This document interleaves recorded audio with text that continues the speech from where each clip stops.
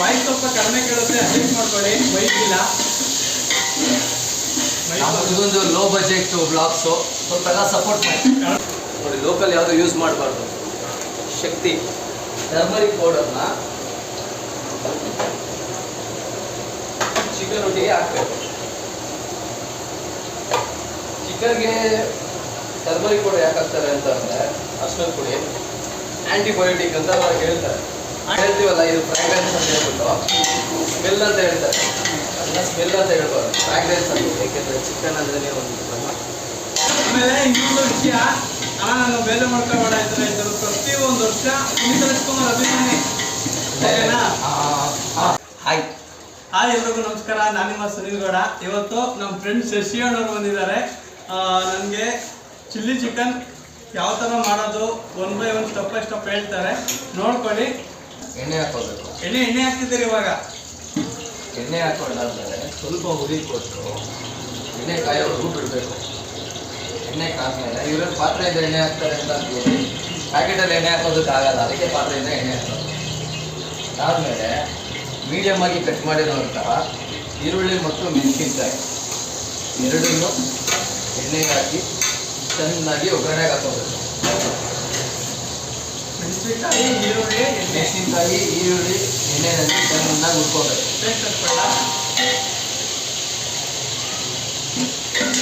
Voice ಸ್ವಲ್ಪ ಕಡಿಮೆ ಕೇಳುತ್ತೆ, ಅಡ್ಜಸ್ಟ್ ಮಾಡ್ಕೊಳ್ಳಿ. ಬೈಕಿಲ್ಲ,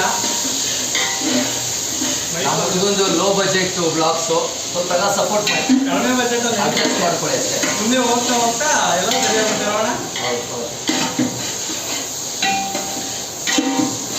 ಇವರು ಒಳ್ಳೆ ಕುಕ್ಕಿಂಗ್ ಮಾಡ್ತಾರೆ, ಎಲ್ಲ ಚೆನ್ನಾಗಿ ಮಾಡ್ತಾರೆ. ಬಿರಿಯಾನಿ ಪ್ರತಿಯೊಂದು ಚೆನ್ನಾಗಿ ಮಾಡ್ತಾರೆ. ಹಂಗೆಲ್ಲ ಏನಿಲ್ಲ, ತಿಂದವ್ರು ಹೇಳ್ಬೇಕಷ್ಟೇ, ಚೆನ್ನಾಗಿದೆ ತಿಂದವ್ರು ಹೇಳಿರೋದು. ಆಮೇಲೆ ಇನ್ನೊಂದು ವಿಷಯ, ನಾನು ಬೇರೆ ಮಾಡ್ಕೊಬೇಡ ಇದ್ರು ಪ್ರತಿ ಒಂದು ವರ್ಷ ಕುಣಿತರಿಸ್ಕೊಂಡು ಅಭಿಮಾನಿ. ಶುಂಠಿ ಬೆಳ್ಳುಳ್ಳಿ ಪೇಸ್ಟ್ ತಗೊಬರ್ಲಿ. ಏನಿಲ್ಲ,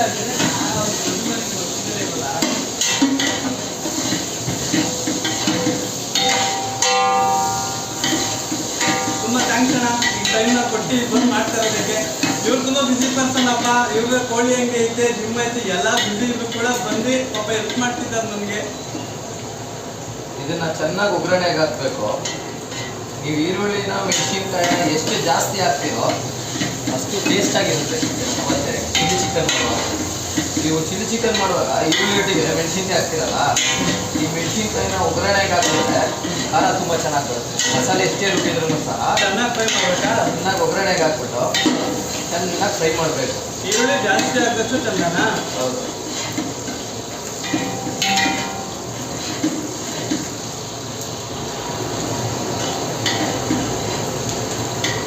ಎಷ್ಟು ನಿಮಿಷ ಬೇಕಣ್ಣ ಮಾಡೋಕ್ಕೆ ಚಿಲ್ಲಿ ಚಿಕನ್? 20 ನಿಮಿಷಕ್ಕೆಲ್ಲ ಬೆಂದೋಗ್ಬಿಡುತ್ತೆ. ಹೆಂಗೆ ಮಾಡ್ತೀವಿ ಅನ್ನೋದ್ರ ಮೇಲೆ. ಬಟ್ ಏನೇ ಮಾಡಿದ್ರು ಮಸಾಲೆಲ್ಲ ಹಾಕಿದ್ಮೇಲೆ ಚಿಕನ್ ಹಾಕ್ತಿರಲ್ಲ, ನೀವು ಅರ್ಜೆಂಟಲ್ಲಿ ಮಾಡಬೇಕು ಅಂದರೂ ಸಹ, ಲೇಟಾಗಿ ಮಾಡಬೇಕು ಅಂದರೂ ಸಹ ಲೋ ಫ್ಲೇಮ್ನಲ್ಲೇ ಬೇಯಿಸ್ಬೇಕು. ಮಸಾಲೆ ಮಾಡಿದ್ರೆ ಏನಾಗುತ್ತೆ? ಮಸಾಲೆ ಹಿಡಿಯಲ್ಲ ಚಿಕನ್.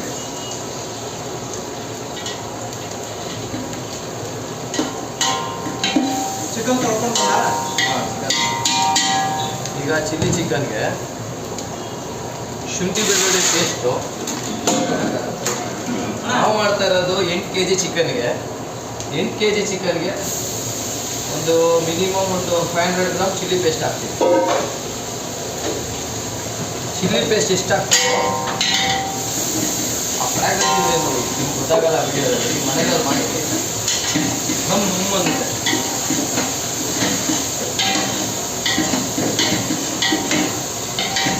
ಇದನ್ನ ಹೀಗೆ ಆಡಿಸ್ತಾನೆ ಇರಬೇಕು. ಯಾಕೆ ಅಂತಂದರೆ ಈಗ ಆಡಿಸ್ತಾ ಇರುವಾಗ ತಲ ಹಿಡಿಯಲ್ಲ. ತಲ ಹಿಡಿಯಿತು ಅಂತಂದರೆ ಟೇಸ್ಟ್ ಹೋಗ್ಬಿಡುತ್ತೆ. ಸೊ ಶುಂಠಿ ಬೆಳ್ಳುಳ್ಳಿ ಪೇಸ್ಟ್ನ, ಈರುಳ್ಳಿ ಮೆಣಸಿನ್ಕಾಯಿನ ಚೆನ್ನಾಗಿ ಆಡಿಸ್ತಾ ಇರಬೇಕು. ಚಿಕನ್ ರೆಡಿಯಾಗಿದೆ. ಎಷ್ಟು K G chicken? 8 kg chicken ತೊಗೊಂಬಂದಿದೆ. 8 kg ಚಿಕನ್ಗೆ ಈಗ ನಾವು ಒಗ್ಗರಣೆ ಹಾಕಿದ್ದೀವಿ ಶುಂಠಿ ಬೆಳ್ಳುಳ್ಳಿ ಪೇಸ್ಟನ್ನ. ಚಿಕನ್ ಆದಮೇಲೆ ಹಸಿ ಸ್ಮೆಲ್ ಹೋಗೋವರೆಗೂ ಇರಬೇಕಾ? ಚಿಕನ್ ಹಾಕಿ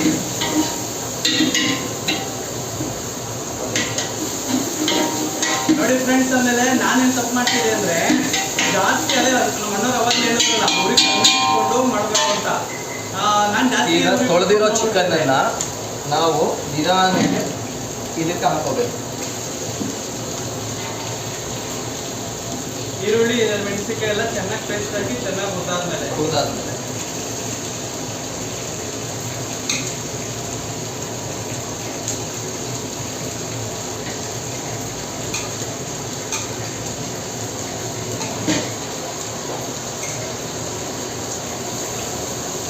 ತೊಳೆದಿರೋ ನೀರು ಹಾಕಕ್ಕೆ ಹೋಗ್ಬೇಡಿ. ಈ ಚಿಕನ್ ಮಾತ್ರ ಪೂರ್ತಿ ಅದಕ್ಕೆ ಹಾಕಿ ನಂತರ ನೀಟಾಗಿ ಕೆಳಗಡೆಯಿಂದ ಎತ್ಕೊಂಡು ಮಿಕ್ಸ್ ಮಾಡಬೇಕು. ಎಣ್ಣೆ ಜಾಸ್ತಿ ಇದ್ದಷ್ಟು ಒಳ್ಳೇದಲ್ಲ.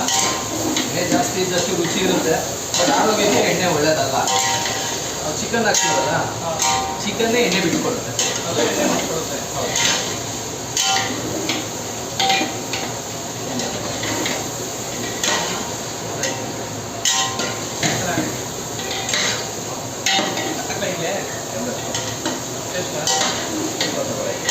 ತೋರಿಸು ಹಾಗೆ ಬಾ ಮೇಲೆ.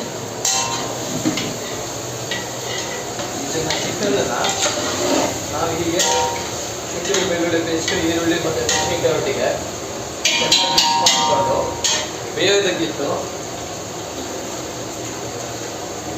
ಶಕ್ತಿ ಟರ್ಮರಿಕ್ ಪೌಡರ್ ನೋಡಿ, ಲೋಕಲ್ ಯಾವುದು ಯೂಸ್ ಮಾಡಬಾರ್ದು. ಶಕ್ತಿ ಟರ್ಮರಿಕ್ ಪೌಡರ್ನ ಚಿಕನ್ ಒಟ್ಟಿಗೆ ಹಾಕಬೇಕು. ಚಿಕನ್ಗೆ ಟರ್ಮರಿಕ್ ಪೌಡರ್ ಯಾಕೆ ಹಾಕ್ತಾರೆ ಅಂತಂದರೆ ಅರ್ಶಿನ ಪುಡಿ ಆ್ಯಂಟಿಬಯೋಟಿಕ್ ಅಂತ ಹೇಳ್ತಾರೆ. ಹೇಳ್ತೀವಲ್ಲ, ಇದು ಫ್ರಾಗ್ರೆನ್ಸ್ ಅಂತ ಹೇಳ್ಬಿಟ್ಟು ಸ್ಮೆಲ್ ಅಂತ ಹೇಳ್ತಾರೆ. ಅದನ್ನ ಸ್ಮೆಲ್ ಅಂತ ಹೇಳ್ಬಾರ್ದು, ಫ್ರಾಗ್ರೆನ್ಸ್ ಅಂತ. ಏಕೆಂದರೆ ಚಿಕನ್ ಅಂದ್ರೆ ಒಂದು ಕ್ರಮ. ಸೊ ನೋಡು, ತೋರಿಸಿ. ಚಿಕನನ್ನು ಹೀಗೆ ಮಿಕ್ಸ್ ಮಾಡಿಕೊಂಡು 5 ರಿಂದ 10 ನಿಮಿಷ ಹೀಗೆ ಬಿಡಬೇಕು. ಸೊ ಹಿಂಗೆ ಬಿಟ್ಕೊಂಡಾಗ ಏನಾಗುತ್ತೆ,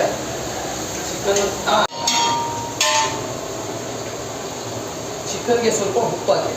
ಯಾಕೆ ಅಂತಂದರೆ ಸ್ಟಾರ್ಟಿಂಗಲ್ಲಿ ಚಿಕನ್ ಬೇಯಿಸುವಾಗ ನೀವು ಎಷ್ಟು ಉಪ್ಪು ಹಾಕ್ತೀವೋ ಅಷ್ಟು ಚಿಕನ್ನು ಮಸಾಲೆ ಹಿಡಿಯುತ್ತೆ ಮತ್ತು ಸಹ ಹಿಡಿಯುತ್ತೆ.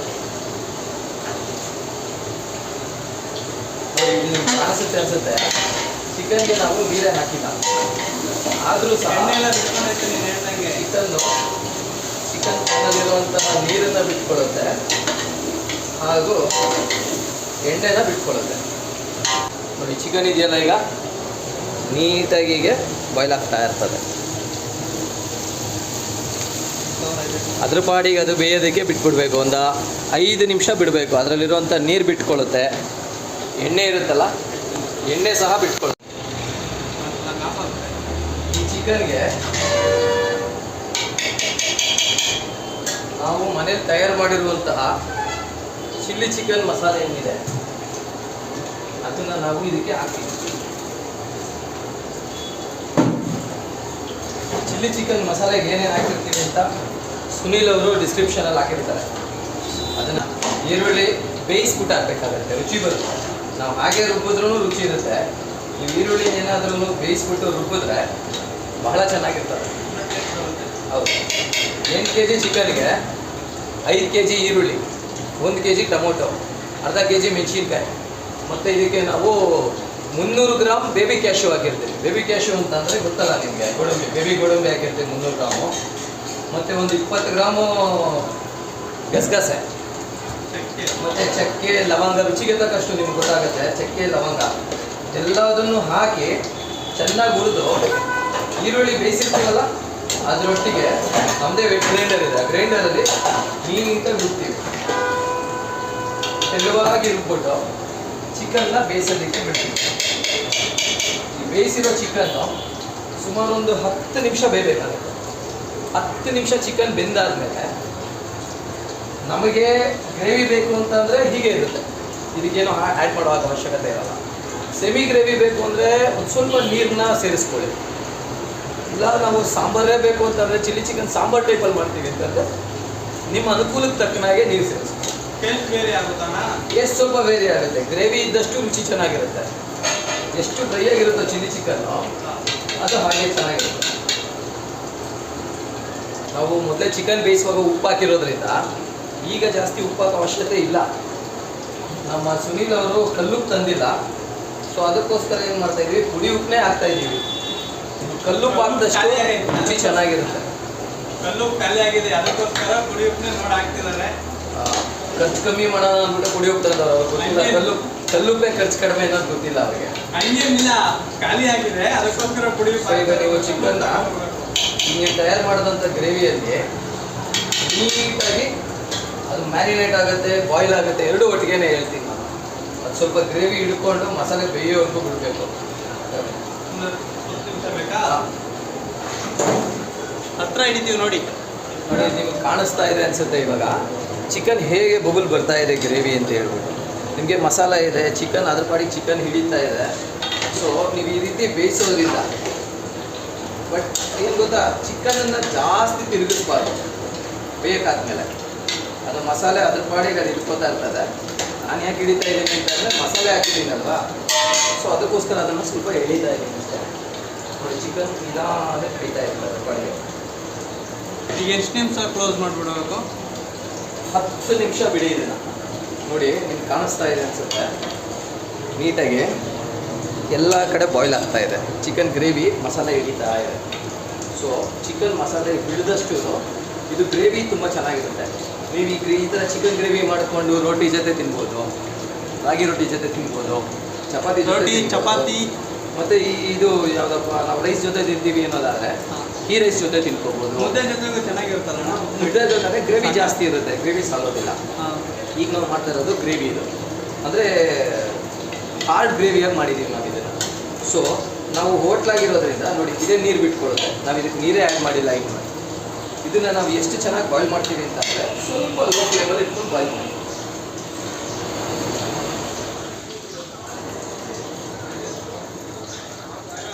ಇವನ್ ಕಟ್ ಮಾಡಿರಲ್ಲ, ಲೋ ಫ್ಲೇಮಲ್ಲಿ ಇಟ್ಟು ಬಾಯ್ಲ್ ಮಾಡಿಬಿಟ್ಟು ಇದನ್ನು ಮುಚ್ಕೊಳ್ಳಿ. ಎಷ್ಟು ನಿಮಿಷ ಬಿಡಬೇಕು? 10 ನಿಮಿಷ ಅದು ಒಳಗಡೆ ಹಬೆನಲ್ಲಿ ಬೇಯಿಕೊಳ್ಳುತ್ತೆ. ಲೋ ಫ್ಲೇಮಲ್ಲಿ ಇಟ್ಟು ಜಾಸ್ತಿ ಬಿಸಿ ಹೇಳ್ತೀನಿ ಅವನಿಗೆ. 5 ನಿಮಿಷ ಆಗಿದೆ. ಸೊ ಚಿಕನ್ ಬಾಯ್ಲ್ ಆಗ್ತಾ ಇದೆ. ಸೊ ಈಗ ನಮಗೆ ಇದು ಗ್ರೇವಿ ಟೈಪಲ್ಲಿ ಇದೆ ನೋಡಿ, ನಿಮಗೆ ಚೆನ್ನಾಗಿ ಕಾಣಿಸುತ್ತೆ ಅನಿಸುತ್ತೆ ಚಿಕನ್ನು. ನೋಡಿ ಇದು ಗ್ರೇವಿ ಟೈಪ್ನಲ್ಲಿ ನಿಮಗೆ ಚಿಕನ್ ಬಾಯ್ಲ್ ಆಗಿದೆ, ಸರಿನಾ?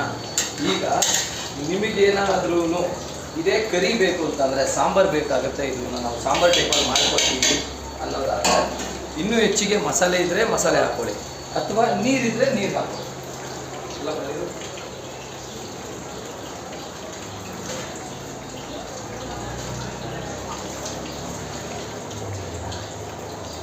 ನಮ್ಮದು ಹೋಟ್ಲಾಗಿರೋದ್ರಿಂದ ಸೊ ನಾವು ನೀರನ್ನ ಆ್ಯಡ್ ಮಾಡ್ತೀವಿ. ಜಾಸ್ತಿ ನೀರು ಹಾಕ್ಬಾರ್ದು, ಟೇಸ್ಟ್ ಹೋಗ್ಬಿಡುತ್ತೆ. ಸೊ ಈಗ ನಾವು ನೀರು ಹಾಕಿದ್ದೀವಿ. ಈ ಮಸಾಲೆ ಏನಿದೆ ಕಂಟೆಂಟು, ಈ ಮಸಾಲೆಗೆ ನೀರು ಆ್ಯಡ್ ಮಾಡಿರೋದ್ರಿಂದ ನೀಟಾಗಿ ಮಸಾಲೆ ಆಲ್ರೆಡಿ ಚಿಕನ್ ಮಸಾಲೆ ಮ್ಯಾರಿನೇಟ್ ಆಗಿರ್ತದೆ, ಬೆಂದಿರ್ತದೆ. ಈಗ ನಾವು ನೀರು ಹಾಕಿದ್ದೀವಲ್ಲ, ನೀರು ಹಾಕ್ಬಿಟ್ಟು ಕೊನೆ 10 ನಿಮಿಷ ಬೇಯಿಸೋದಕ್ಕೆ ಇಡಬೇಕಾಗುತ್ತೆ. ಮುಚ್ಚಿಬಿಟ್ಟು ಅದೇ ಲೋ ಫ್ಲೇಮಲ್ಲೇ ಇಡಿ.